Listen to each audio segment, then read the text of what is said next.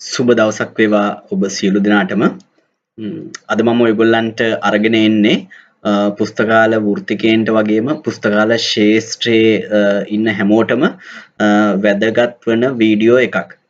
වර්තමානයේ වන විට පුස්තකාල ස්වයංක්‍රීයකරණය පුස්තකාල ශාස්ත්‍රයේ අත්‍යවශ්‍යම අංගයක් වෙලා තියෙනවා.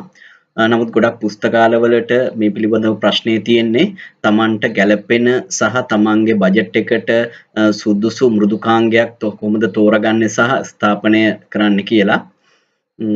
ලංකාවේ අද කාලේ බලනකොට කොහා මෘදුකාංගය තමයි ජනප්‍රියම සහ වඩා ප්‍රතිඵලදායී මෘදුකාංගය හැටියට සැලකෙන්නේ. නමුත් මේ මෘදුකාංගය ස්ථාපනය කිරීමට තියෙන අපහසුව ඒ පිළිබඳව විශේෂඥ දැනුම සහ වියදමත් එක්ක බලනකොට කුඩා පුස්තකාලයකට කොහා මෘදුකාංගය කළමනා කර ගැනීමේ අපහසුවක් තියෙනවා. ඉතින් මේකට විසඳුමක් හැටියට පුංචි පුස්තකාලයකට අපිට භාවිතා කරන්න පුළුවන් හැටියට තියෙන මෘදුකාංගයක් තමයි ඕපන් බිබ්ලියෝ මෘදුකාංගය. ඉතින් මේ වීඩියෝ එකෙන් මම ඔයගොල්ලන්ට ගේන්නේ කොහොමද මේ මෘදුකාංගය ඩවුන්ලෝඩ් කරගන්නේ, ස්ථාපනය කරගන්නේ සහ ඒක පුස්තකාලයේ කළමනාකරණය කරගන්නේ කොහොමද කියන එක ගැන. එතකොට මගේ මේ ලංකා ලිබ් ටෙක් කියන YouTube channel එකේ මේක installation එක කරගන්න විදිහ වීඩියෝ එකත් එක්කම මේක download කරගන්න අවශ්‍ය links ටික තියෙනවා. ලංකා ලිබ් ටෙක් YouTube channel එකට ගියාට පස්සේ මේක install මේ open biblio කියන වීඩියෝ එක තියෙනවා. එතකොට මේ වීඩියෝ එකේ පළවෙනි comment එකේ සියලු දෙනාටම මේක ඩවුන්ලෝඩ් කරගන්න ඕනේ ලින්ක්ස් ටික තියෙන අතර මෙතන ලින්ක්ස් තුනක් තියෙනවා මම ඩවුන්ලෝඩ් වෙන්න කරන්න දාලා. එකක් තමයි open biblio software එකට අදාළ ෆෝල්ඩර් එක. ඊට පස්සේ examp server software එක සහ open biblio එකට හදාගත්තු backup එක. එතකොට මේක මේ අදාළ link එක උඩ ක්ලික් කරලා මේ one by one අපිට මේ software තුනම අපිට download කරගන්න පුළුවන්. Google මම open biblio එක download කරගන්න දැම්මා. ඊට පස්සේ examp එක download කරගන්නත් දැම්මා. ඊට පස්සේ backup file එක download කරගන්නත් දැම්මා. එතකොට හරි Google මෙතන backup එක සහ open biblio folder එක download වෙලා තියෙනවා. ඊට පස්සේ examp එක මෙතන කියනවා අපිට මේ direct download කරන්න බෑ. නමුත් download මේ scan කරන්න බෑ කියන එක download anyway click කළාම මේකත් අපිට download වෙන්න පටන් ගන්නවා. දැන් අපේ software තුනම download වෙලා ඉවරයි. අපිට පුළුවන් දැන් download folder එකට ගිහිල්ලා මේ download වෙච්ච files තුනම copy කරලා ගන්න. මම මේ copy කරගත්තු software තුනම install කිරීමේ පහසුවට desktop එකේම folder එකක් හදලා මම ඒකට මේ තුනම paste කරගන්නවා. මෙතන ඔයගොල්ලන්ට පේනවා ඇති මෙතන මේ open biblio කියන folder එක ටිකක් ලොකු නිසා ඒක මේ zip file එකක් විදිහට ඇවිල්ලා තියෙන්නේ.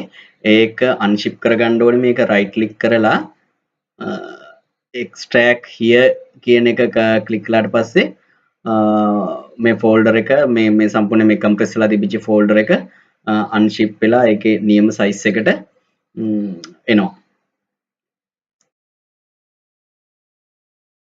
හරි ඒ වැඩෙත් ඉවරයි. දැන් ඊළඟට අපිට තියෙන්නේ මේ software එක install කර ගැනීමේ පියවර. එතකොට මේකේ යම් පිළිවෙලක් තියෙනවා. පළවෙනි එක තමයි අපි මේ examp server software එක install කරගන්නවා. ඊට පස්සේ ඒක ඇතුළට open biblio අපි folder එක copy කරගන්නවා. ඊට පස්සේ මේ open biblio SQL අපි backup file එක දාගන්නවා. එහෙමනම් පළවෙනි පියවරට යමු. examp windows වල install කර ගැනීම පටන් ගමු. මේක double click කළාට පස්සේ installing වෙන process එක පටන් ගන්නවා.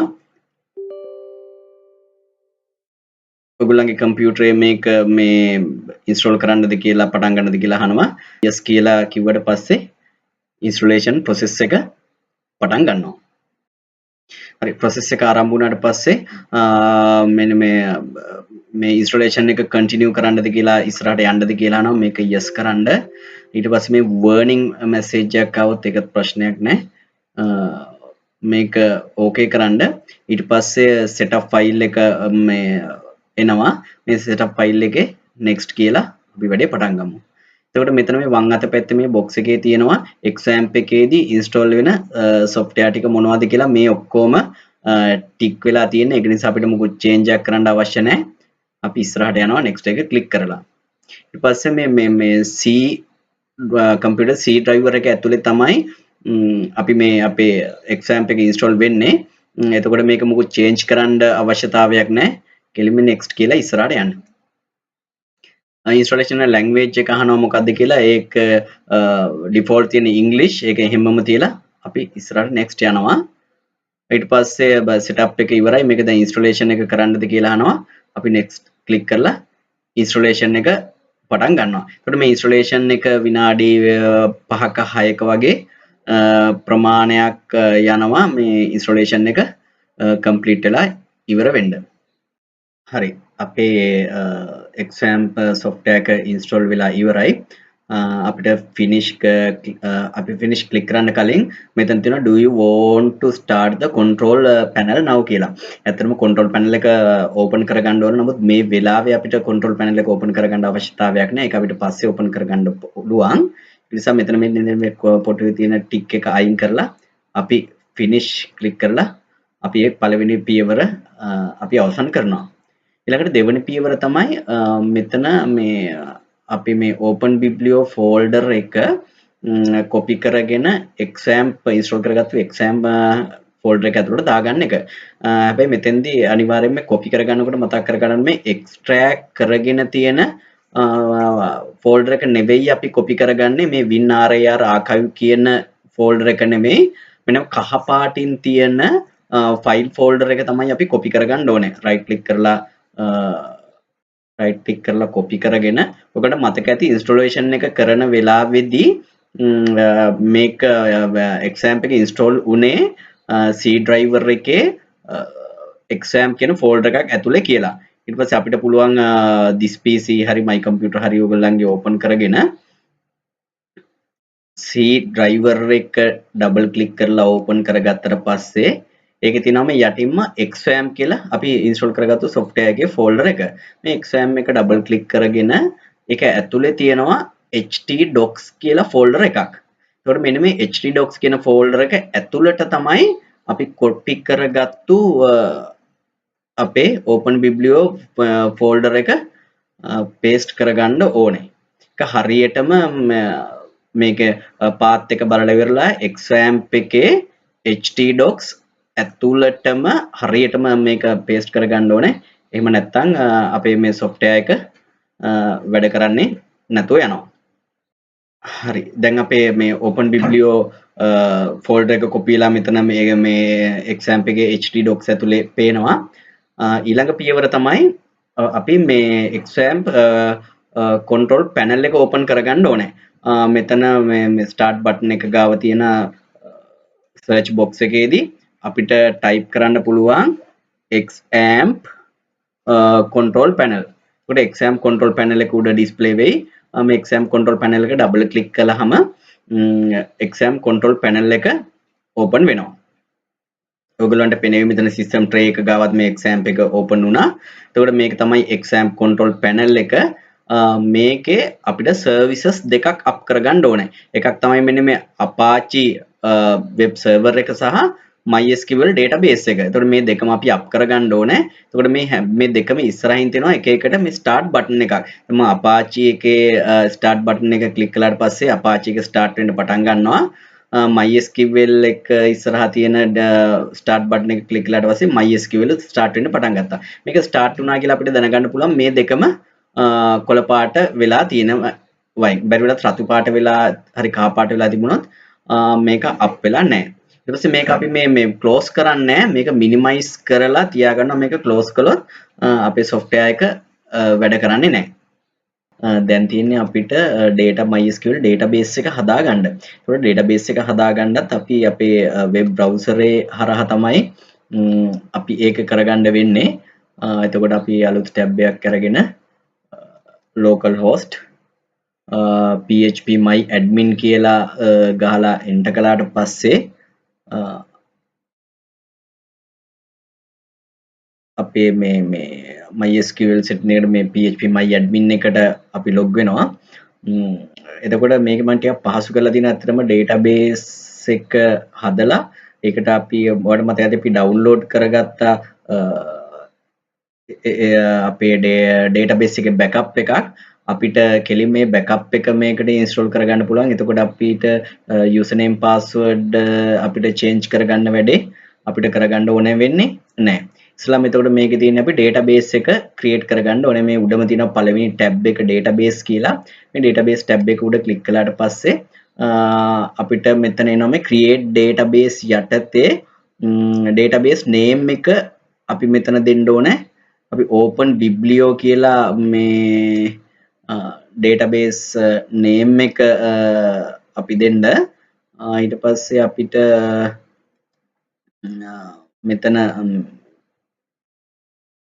අපේ character set එක මේ මෙතනින් UTF-8 අපිට සිංහල කියලා අපිට දෙන්නත් පුළුවන්. දීලා එතනම තියෙනවා create button එක. මේ යට තියෙන මොකුත් අපි database එකේ information scheme MySQL අපි මේ කිසි දෙයක් අපි click කරන්නේ නැහැ.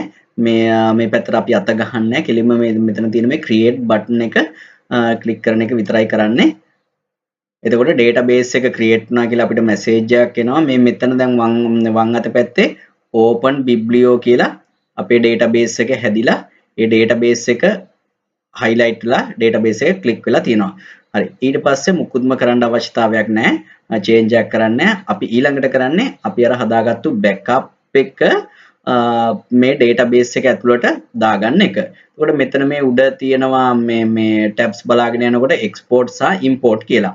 එතකොට අපි import tab එකෙන් තමයි අපි අර හදාගත්තු backup එක මේ අපේ මේ database එක ඇතුළට import කරගන්නේ. මේ import එක උඩ අපි click කළාට පස්සේ අපිට මෙතන මේ import to file කියන window එකේදී මෙතන තියෙනවා choose file කියලා. මේ choose file එක click කළාට පස්සේ එතන අපිට window එකක් open වෙනවා අපේ file එක තෝරලා දෙන්න. එතන මගේ file එක මම ඔයාලට මතක ඇති desktop එකේ open biblio කියන folder එක ඇතුලේ තමයි save කළේ. මෙන්න තියෙනවා openbiblio.sql කියන file එක.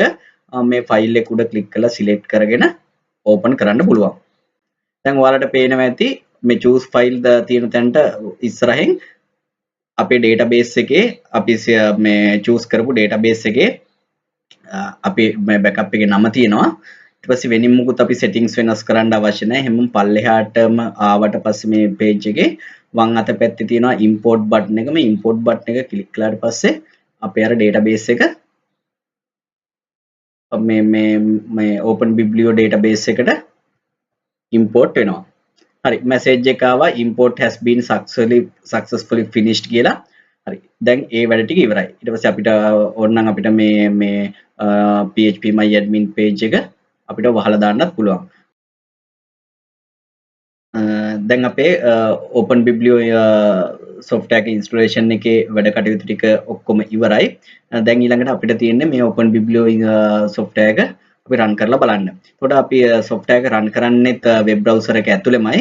අපිට පුළුවන් මේ අලුත් tab එකක් අරගෙන address bar එකේ type කරන්න localhost/home/index.php. එතකොට මේක තමයි අපි software එක run කරන command එක. අපි open biblio අපි software එක අපි run කරන හැම වෙලාවකදීම මේ link එක තමයි මේ php page එක තමයි run කරන්නේ. මේක run කරලා enter කළාට පස්සේ මෙන්න අපේ open biblio software එක open වුණා. මෙතන තියෙන login page එක අපිට දැන් log වෙන්න පුළුවන්. එතකොට මේකේ default username එක තමයි admin. එතකොට default password එක තමයි admin. මේකට admin කියලා login click කළාට පස්සේ අපේ මේ open biblio library software එකට login වෙන්න පුළුවන්. එතකොට මෙතන අපි log වෙලා තියෙන්නේ root administrator හැටියට. එතකොට පෙන්නනවා අපේ login එක කවුද කියලා ඉවර වෙලා. ඊට පස්සේ මේක අපි පටන් ගන්න කලින් මේක මේ admin panel එකේ අපිට තියෙනවා settings හදන්න privileges දෙන්න ගොඩක් වැඩ කරන්න තියෙනවා. ඒක මගේ ඊළඟ වීඩියෝ එකෙන් මම ඔයගලන්ට ගේනවා. ඊට පස්සේ අපි හැම වෙලාවෙම මතක තියාගන්න සිස්ටම් එකෙන් අවුට් වෙනකොට අපිට log out වෙන්න ඕනේ. ඊට පස්සේ log out ක්ලික් කළාට පස්සේ අපි සිස්ටම් එකෙන් log out වෙනවා. අපිට ඊට පස්සේ මේ page එක අයින් කරලා දාන්න පුළුවන්. ඊට පස්සේ අපේ open වෙලා තියෙන exam control panel එකත් අපිට close කරලා දාන්න පුළුවන්. ඕක තමයි installation process එක සහ login වෙන එක. මම ආයෙ පෙන්නන්නම් දැන් අපි මේක අද login වෙන එක පෙන්වනවා. ඊට පස්සේ අපි ඊළඟ දවසේ හරි මේ වෙන වෙලාවක හරි open biblio එකට log වෙනවා නම් අර විදිහම තමයි මෙතන අපි address bar එකේ අපි exam control panel එක open කරගන්න ඕනේ. මෙන්න තියෙනවා. double click කරලා open කරගත්තා. Apache එකයි MySQL එකයි මේ අතරම දැනටමත් මේක start වෙලා බැරි වෙලාවත් මේක start වෙන්නේ නැතුව මෙන්න මේ විදිහට inactive වෙලා තිබුණොත් මේ button දෙක click කරලා මේක start කරගන්න. හරි ප්‍රශ්නයක් නැහැ start වුණා. ඊට පස්සේ තියෙන්නේ web browser එකේ අලුත් tab එකක localhost open biblio localhost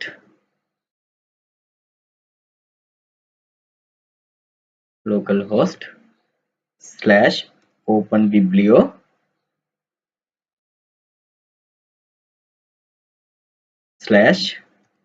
/home